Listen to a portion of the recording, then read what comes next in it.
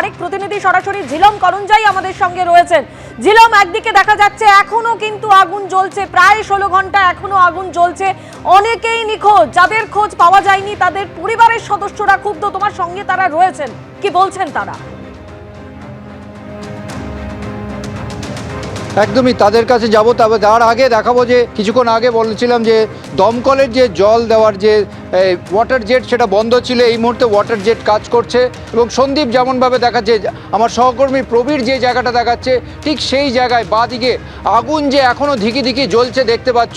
সন্দীপ ঠিক তার পাশে রয়েছে এবং এইটা যে মোমো যেখানে তৈরি হতো যে গুদাম, তার পাশের গুদামের মাঝামাঝি জায়গাটা দেখতে পাচ্ছ। এখানে বারবার আগুন নেভানোর চেষ্টা হলেও যেই জলের জেট কমে যাচ্ছে আগুন ফ্লেয়ার আপ করে উঠছে। এবং এখানে যারা এসছেন, যারা নিখোঁজ, তাদের পরিজনদের বক্তব্য যে এই জায়গাটাতেই অনেকে থাকতে পারেন এবং তাদের বক্তব্যের সামনে যে জায়গাটা দেখতে পাচ্ছ সেই কাঠামোতে তারা মূলত থাকতে পারেন এমনই আশঙ্কা করছে। আগুন জ্বলছে এবং এই যে উদ্ধার কাজ নিয়ে তাদের নানান অভিযোগ আছে। কি বক্তব্য জেনে নেব। আপনারা কি বলছিলেন? স্যার আমরা তো স্পটেই আছি, কিন্তু স্পটে তো স্যার একটা আলো দিলে ভালো হতো, কিন্তু রাতের অন্ধকারে কাজ চলছে, কী কাজ চলছে আমরা কিছুই বুঝতে পারছি না স্যার। এছাড়া থানার ব্যাপার নিয়ে কি বলছেন? আরে স্যার আমরা থানায় তো প্রবলেম করেছি মিসিং ডায়েরি, কিন্তু সেই মিসিং ডায়েরি কোনো কপি আমাদেরকে দিচ্ছে না। কি দিচ্ছে না? মিসিং ডায়েরি যে একটা কপি, যে আমরা কপি করে আসছি, কিন্তু তার কপি দিচ্ছে না। তার কোনো কপি দিচ্ছে না, তার কোনো কপি দিচ্ছে না। কি বলছে? আপনারা চেয়েছেন? আমরা চেয়েছিলাম, ও বলছে না বাড়ি কিছু জানাবো, ফোনের মাধ্যমে জানাবো, নাম্বার দিয়ে যান। আচ্ছা, আর এছাড়া এখানে আপনারা যে এসছেন, এখানে আপনাদের কি বক্তব্য? এইখানে উদ্ধার কাজ নিয়ে কি বলছেন? উদ্ধার কাজ নিয়ে বলছিলেন এখানে জ্বলছে এখনও, তো এখনও জ্বলছে, নিমতিছে, জল তো পরে শুরু করেছে আবার। এবার ওই যেই জায়গাটায় আছে ওই জায়গাটা দেখেই আমরা বাড়ি যাবো। আর আপনারা এতক্ষণ দাঁড়িয়ে আছেন, প্রায় 8 ঘন্টা হলো, কেন? ভাইয়ের খোঁজে, ভাই এখানে রয়েছে। প্রথম খবর কার থেকে পেয়েছি? আমার বাড়ির একই সাথে থাকতো ছেলে, সে কোনো রকম বাড়ি গিয়েছিল, তার কি অবস্থায় গিয়েছে? সে তার পুরো মাথা সেলস নেই, ঝলসে বলছে গিয়েছে, সে এখন বাড়িতেই আছে। সে শুধু দুটো কথাই বলেছিল যে আগুন আর ধোঁয়া, তারপর সেই সূত্রে বলে তোলে তারা এই জায়গায় আসে।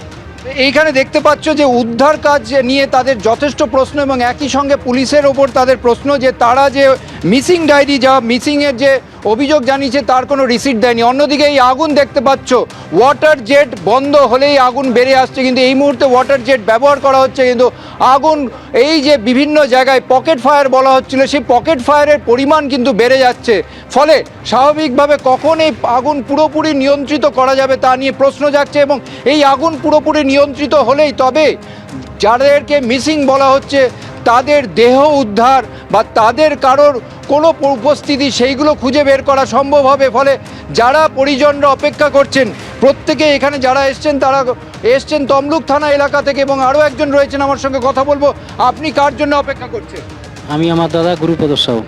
আমার সহকর্মী প্রবীরকে দেখাতে বলবো, দাদার ছবি নিয়ে সে অপেক্ষা করছে। কখন কি করতেন তিনি এখানে? ফুলের কাজ করতেন। কত বছর? 8 বছর ধরে কাজ করছি। খবর কখন পেলেন, কখন এসছেন, কি দেখেছিলেন? আজ সকালবেলায় খবর পেয়ে আমরা বাড়ি থেকে ভোরবেলা খবর পেয়ে এখানে 8টার মধ্যে এসে যাই। এসে দেখছি পুরো আগুন মানে কোথাও কোথাও জ্বলতিছে, দমকল আগুন নেভানোর চেষ্টা করছে। হ্যাঁ, তারপরে সন্ধ্যার সময় জিসিপি এসে স্পটটাকে ভেঙে ওখান থেকে কিছু আছে নাকি সেটা বের করার চেষ্টা করছে। আপনার দাদা কোন জায়গাটায় কাজ করতেন? একদম ঝিলম, তুমি যাদের সঙ্গে কথা বলছিলে উদ্বিগ্ন পরিবার, কারণ তাদের যারা পরিবারের লোক তাদের খোঁজ এখনো মেলেনি। দুটো গোডাউনে আগুন লেগেছে, ডেকোরেটরসের যে গোডাউন সেখানে 25 জন নিখোঁজ, অন্যদিকে 3 জন কর্মী নিখোঁজ রয়েছেন। আমাদের প্রতিনিধি তুলে ধরেছেন সেই প্রতিবেদন, দেখুন। নয়ন হালদার, তার বাবা বাসুদেব হালদার, তিনি কাজ করতেন নিরাপত্তা রক্ষীর। এই যে মোমো চেন, যাদের বিভিন্ন আউটলেট রয়েছে দেশের বিভিন্ন প্রান্তে, সেই আউটলেটের যে গুদাম ঘর, সেখানে তার বাবা কাজ করতেন। আপনার বাবা কোথায় কি হিসেবে কাজ করতেন এখানে? এখানে স্টোরের মাল কত পিস গাড়ি উঠবে, কত পিস নামবে, কোথায় কোন দোকানে কত পিস যাবে সেই ডিপার্টমেন্টে ছিল। এখানে কি হতো এইখানে, এই কারখানায়? এখানে মোমোর মাল সব থাকতো এখানে। কোন কোম্পানি এটা? ঠিক বলতে ওয়াও মোমো, তো এটা ওয়াও মোমো কারখানা। এখানে কি মাল স্টক থাকে? হুম।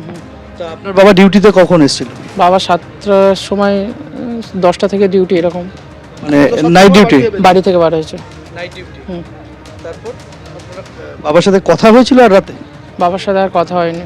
রাতে এখানে কতজন কর্মচারী থাকে আপনার বাবার? ঠিক বলতে পারবো না, শুনেছি 3 জন নাকি এরকম হয়েছে, তার মধ্যে আমার বাবাও আছে। আপনার কে হন? আমার শ্বশুর মশাই কি কাজ করতেন? এই ওমোমোতে কাজ করতো, তো বাসুদেব হালদার আমার শালা। এরা তা, এখানে বাসুদেব বাবু কত বছর এখানে কাজ এখানে 8-9 বছর কাজ করছে, 8-9 বছর কাজ করছে ওমোমোতে। আগে কি মানে বরাবর এখানেই কাজ? হ্যাঁ, এখানেই কাজ করতো। নাইট ডিউটি থাকতো? নাইট ডিউটি করতো বেশি। সন্ধ্যা 7টার সময় বাড়ি থেকে বেরিয়েছে, এখানে সেই 10টা থেকে থাকে এখানে। এই বাড়ি থেকে শালাকে ফোন করেছে যে ও গোডাউনে আগুন লেগে গেছে, বাবা বোধহয় আর নেই। আমরা এসে দেখছি শাশুড়ি শ্বশুরের সাইকেল পড়ে আছে, আরেকজন যে ছেলেটা বাইক চেয়ে নিয়ে এসে, ওরাই দুজন থাকতো এখানে বেশিরভাগ নাইটে, আর একটা সিকিউরিটি গার্ড ছিল এখানে। তা, এটা কি ওনার সাইকেল? এটা কি আপনার বাবা হ্যাঁ, সাইকেল নিয়ে আসতেন? সাইকেল নিয়ে আসতে বাড়ির ভিতর থেকে। এখানে আমরা দেখতে পাচ্ছি যে বাসুদেব হালদারের সাইকেল পড়ে রয়েছে। তিনি এখানে এই মোমো সংস্থায় কাজ করতেন, নাইট ডিউটিতে এসেছিলেন, তার সাইকেল রয়েছে, তার কোনো খোঁজ নেই। তিনি সহ এখানে আরও 2 জন কর্মচারী রাতের বেলা ছিলেন, তারা কোথায় আছেন কেউ জানেন না। পরিবারের সদস্যরা তারা খোঁজ খবর চালাচ্ছেন, বারবার পুলিশের কাছে নথিভুক্ত করেছেন এই মিসিংয়ের বিষয়টা, কিন্তু এখনও পর্যন্ত তার কোনো খোঁজ নেই। ক্যামেরায় তরুণের সঙ্গে সন্দীপ সরকার, এবিপি আনন্দ, কলকাতা। আনন্দপুরে অগ্নিকাণ্ডের ঘটনায় দমকল মন্ত্রী সুজিত বসু তিনি বলছেন ফায়ার অডিট হয়, কিন্তু মানুষ অসতর্ক থাকে। মানুষ মনে করে নিজের জীবনের থেকে ব্যবসা বড়। অনেক বড় জায়গা জুড়ে মানে দোকানা গোডাউন ছিল, সেই দুটো গোডাউনের একটা ডেকোরেটরের গোডাউন ছিল আর একটা কোনো মোমোর কিছু ছিল। এই দুটো জায়গা নিয়ে অনেক বড় জায়গা। আমরা সকাল থেকে এটা ফলো করছি, সকাল থেকে সব কিছু করছি। ফায়ার অডিট হয় না এটা আমি একবারই বলবো না, ফায়ার অডিট হয়, ফায়ারের এনকোয়ারি হয়, ফায়ারের রিপোর্ট হয়, সবই হয়, কিন্তু মানুষেরও কিছু অসতর্কতা থাকে। এত বড় শহরের মধ্যে অনেক কিছু ঘটনা ঘটে এবং অনেকে নিজেরা বুঝতে পারে না, নিজেদের লাইফটার জীবনে তারা বুঝতে পারে না, লাইফটার থেকে বেশি ব্যবসাটা মনে করে বড়। আজকেরও যে ঘটনা আমি মনে করি, দেখুন একটা বড় গোডাউন, সেই গোডাউনে ব্যবসা হয়, ডেকোরেটরি ব্যবসা হোক, মোমোর ব্যবসা, আমরা এগুলো খতিয়ে দেখবো সব, কিন্তু ওখানে অত লোক থাকবে কেন রাত্রিবেলা? একটা গোডাউনের মতো অত লোক থাকবে কেন? এগুলো এনকোয়ারি হচ্ছে। ওয়েটল্যান্ডের মধ্যে যদি কারখানা হয়ে থাকে, এটা ফায়ারের সাবজেক্ট না।